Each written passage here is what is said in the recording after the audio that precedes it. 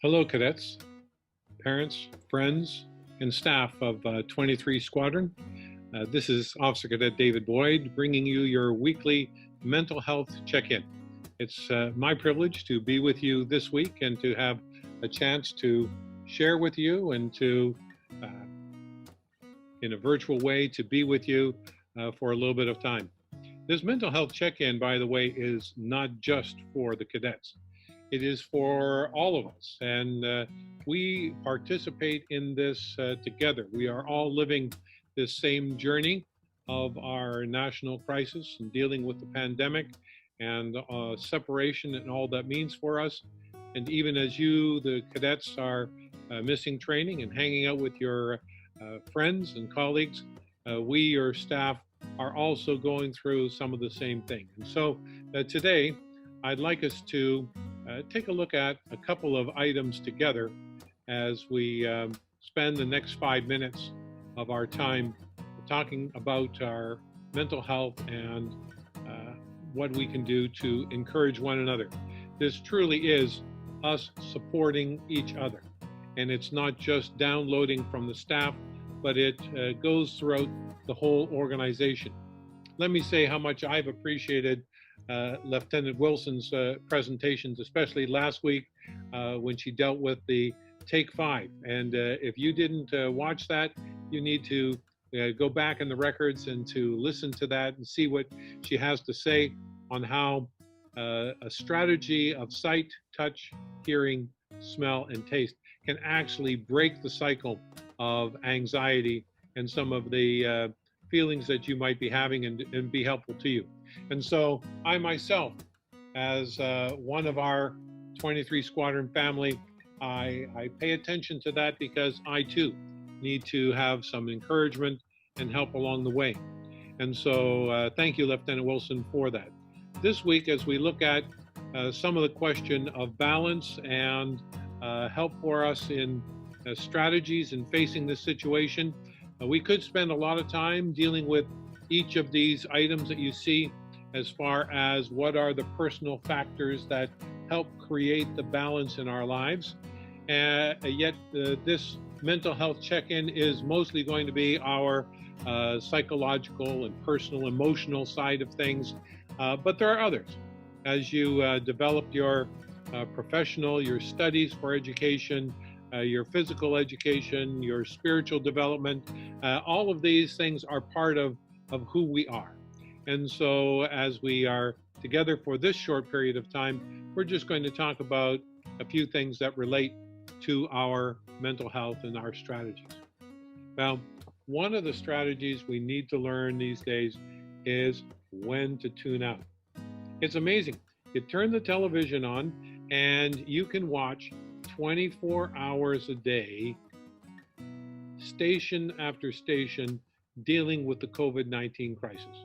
If you want to get depressed and to have information overload, you just could sit there, don't go to sleep, don't eat, don't do anything, and it would be overwhelming because it's just everywhere. And so part of the finding balance for us is knowing when to tune out. Because, as you know, news sometimes is about the bad news because it seems to sell. People are very interested in it. And if that's all that we are taking into ourselves, then we can actually overload our lives, our minds, our thoughts with too much negativity. And so you need to know when to tune out.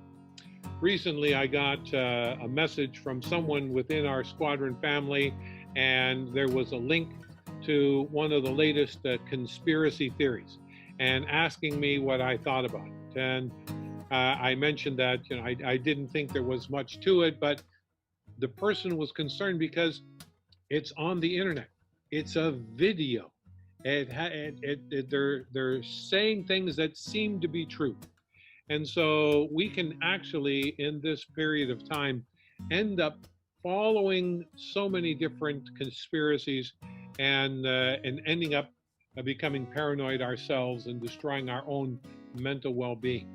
And so if I have a comment when it comes to tuning out, tune out the conspiracy theories. Think about it for a moment. Those videos that are on the internet, don't we think that the police, the government, the medical establishment, don't you think those people have all seen those things? Of course they have.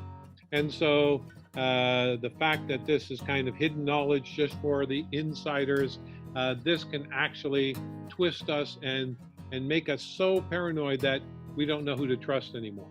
So sometimes it's the time to tune out.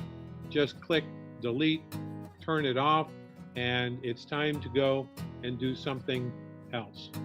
Part of our challenge is that our normal mental health routines have been interrupted.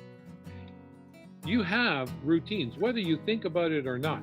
Your life is filled with routines. You had school 5 days a week, and so you would get up, get ready, have breakfast, go to school, see your friends, be in a class, have lunch, do sports, end your school day, maybe go for music lessons, more sports, Monday with the cadets, and Wednesday or Thursday with band or drill team or some other activities, and other activities that you've been involved in.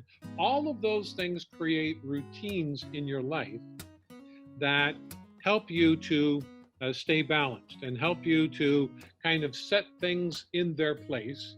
And so each thing contributes to that balance. You saw all those different things. Your life has got so many different things involved, and then one day it comes to a halt and you're ended up staying home. And what can you do? Well, school is now on the computer. Lunch is not the lunchroom, lunch is in your kitchen. All your routines have been disrupted. And so part of our trying to stay healthy is to develop some new routines so that you will actually be able to do some things that will be beneficial to you. My wife and I, when we travel, we always love to walk around new cities, and the picture on your screen is actually my wife and I in Italy, in the town of Montorio nei Frantani, where her parents were born and raised, and we're walking around there. Well, these days we've created a new routine where we go walking and looking for new places to discover. And so we've gone along the Welland River and the Niagara Canal and along the Niagara River, or trails in Port Colborne along Lake Erie and the canal, other things like that, where we're kind of discovering, enjoying each other's company and developing some new routines.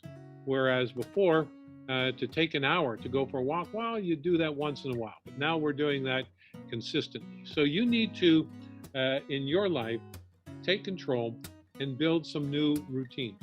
What this means, don't be passive. Don't let this whole situation dictate to you that you just need to sit still and do nothing. Actually, there are things that you can do. Stay connected with your friends. Create chat groups, or using WhatsApp or Messenger or whatever technology you and your family are using, and maintain those contacts with your friends. Have the discussions. Have some time for laughing and to sharing with each other and just chatting. But take control, create some new routines, and don't forget some of the old ones. On Monday nights, and we've had some of our activities with the squadron, join in with us. Your friends are there, and there's a little bit of video discussions going on, and cheering and trash talking and competition and having some fun. You don't want to miss that. You want to hang out with your friends. Come join us on the Monday evenings when we're doing that. So don't forget to play. Your life has changed in such a way where it seems that you get up and your computer, remember when your computer was for games and for having fun? And now your computer is for school. And you get on your computer and you're there for hours, and you're in different Zoom meetings, and on it goes. And somehow it feels like it's only work. It's time to rediscover fun. You need to develop some new skills, learn to bake or to cook, to paint or draw. The picture on the screen is something that my daughter, who is a painter and a photographer, a videographer who used to film TV shows, she's now learned to do painting on her computer. And so this is one of her paintings that she has recently done, learning a new skill while she's at home these days. you can learn some new skills and have some fun at the same time. You're going to play computer games if your parents will allow and you have the right kind of setup for it. You can play games against your friends, join them online and have some competitions. Dance, whatever it is, sing. There are all kinds of things that you can do. Bring some play into your life that you can have some fun. Here are some other potential activities, whether it's playing music or writing a journal, volunteering and helping others. There are neighbors that maybe elderly neighbors who are finding it hard to cut the grass or to do other things, and you can volunteer to help out while maintaining separation, but being an encouragement and blessing to others. Camping, you don't have to go far. You can put the tent out in your backyard. So there's all kinds of things you can do. Develop some activities that will bring fun back into your life. And embrace the good. It's not all bad news that's out there. You can actually find there's entire newspapers and websites that are dedicated to good news. Find some good news. If you're going to share something on Facebook or on the web, why don't you send a little good news around to your friends? And as you do that, it'll lighten your day. It'll make you feel a little bit better. And so embrace the good, what you see in your family, with your friends, and whatever contact that you can have. And so this week, as you go forward, remember to develop some balance, some new routines for your mental health, and to play, have some fun, disconnect from the news media and the internet when you need to, and embrace the good as you go. If at any time there are a challenge you're facing that you need some help, remember that there is the Kids Helpline that you can call 24/7. You can email friends, you can talk to your parents. We at the Squadron are available. If you have questions for us, feel free to email us and contact us. We are still here for you. We appreciate you and are glad that we could spend this little bit of time together, and hope that you have a great week. All the best to you. Bye for now.